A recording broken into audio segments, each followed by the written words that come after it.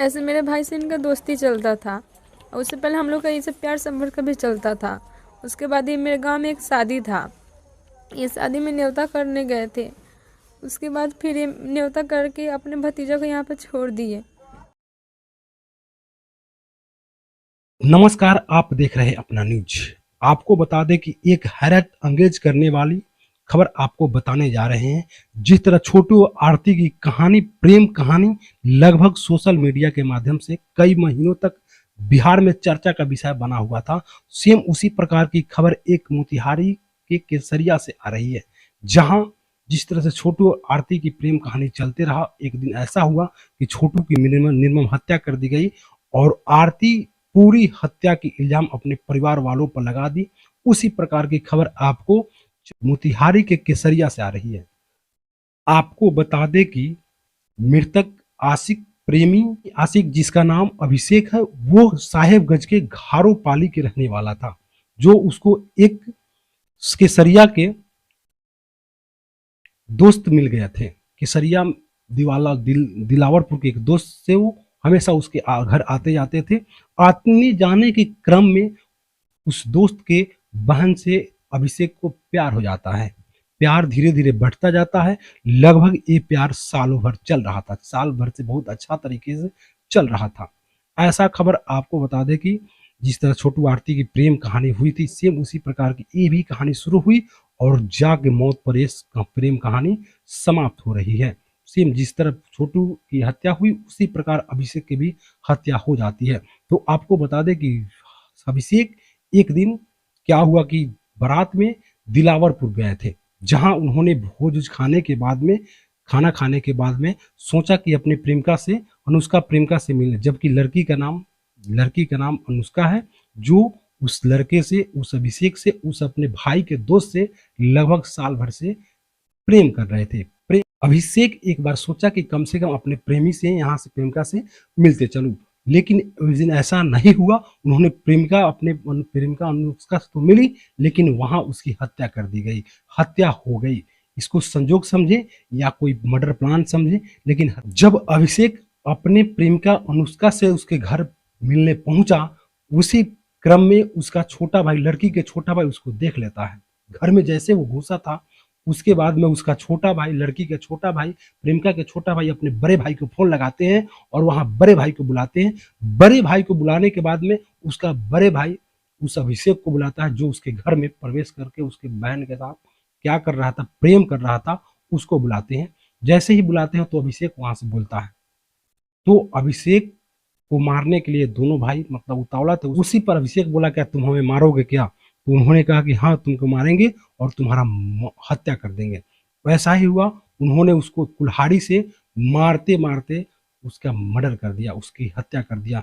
जहां लड़की उसको बचाने का प्रयास कर रही थी, लेकिन नहीं हुआ। दादी भी बचाने का प्रयास की, लेकिन नहीं हुआ, लेकिन नहीं बच पाया।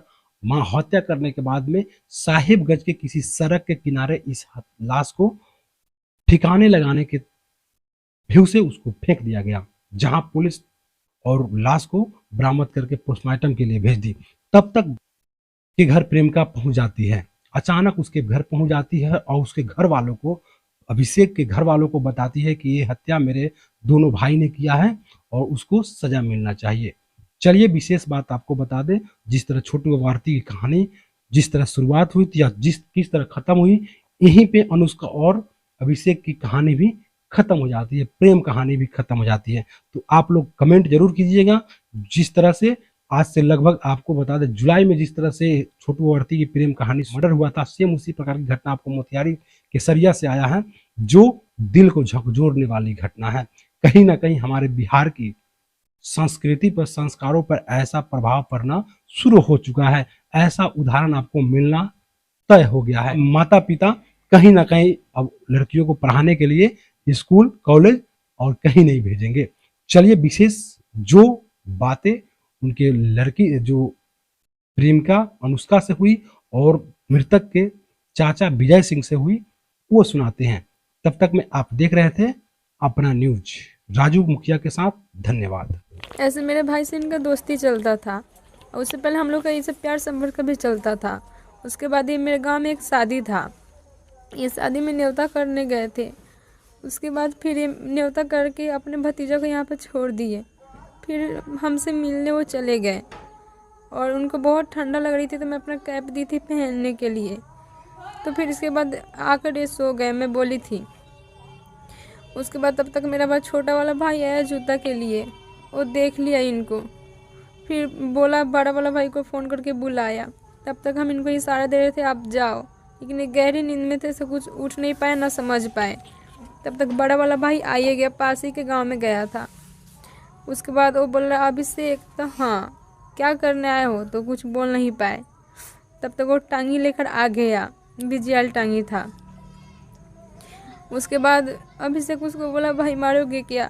तब तक दो तीन टांगे उसको देने लगा। हम भी बहुत चिल्लाए, वो भी बहुत अभिषेक चिल्ला रहा था। तब तक मुझे मुंह दाब के किसी और घर में कर दिया।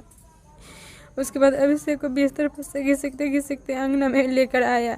फिर मेरी दादी की चुराने, फिर बोल रहा मेरी दादी को हटो वरना तुम्हें भी मार देंगे। हम एक किमारी के पूरा फाग था उसमें से देख रहे थे और जंगला के सहारे से देख रहे थे। उसके बाद वो एक लड़का था मेरे चाचा का बेटा जिसका नाम है प्रिंस, वो बोला से भाई इतना पिटा रहे हो भाग जाओ। फिर भी वो बाइक के जोक पर भागने की कोशिश किए।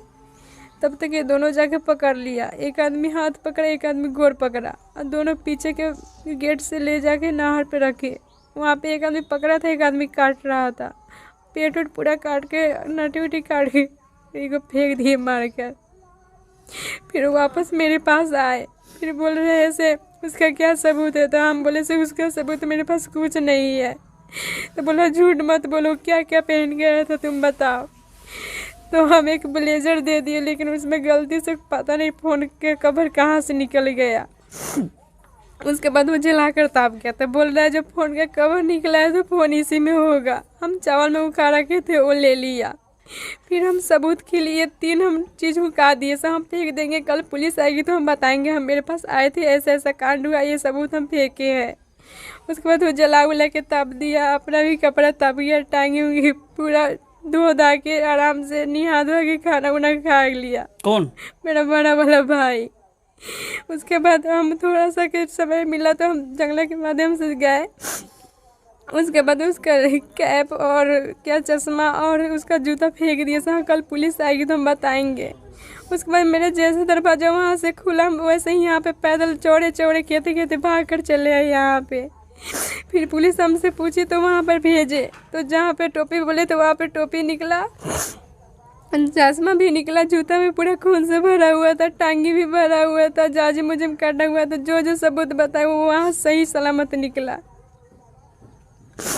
हुआ कि जैसे भगवानपुर गुड्डूपुर यहाँ मेरा भतीजा जो है वो गया था भोज खाने। भोज खाकर कुछ रात जो बीती तो उन्होंने रिटर्न नहीं आया घर।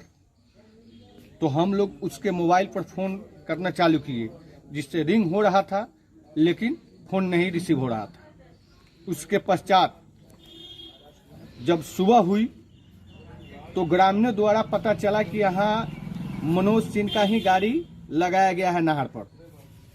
उसके बाद इनके चचा टुनटुन सिंह ने गए और मोटरसाइकिल देखे तो ये कहे कि नहीं ये मनोज का ही मोटरसाइकिल है।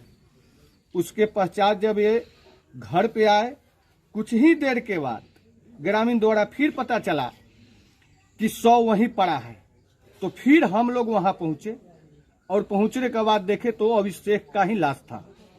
इसके पश्चात कुछ ही घंटों के बाद जब लड़की ने वहां से भागकर यहाँ आई तो उन्होंने बताई कि ऐसी ऐसी बात है।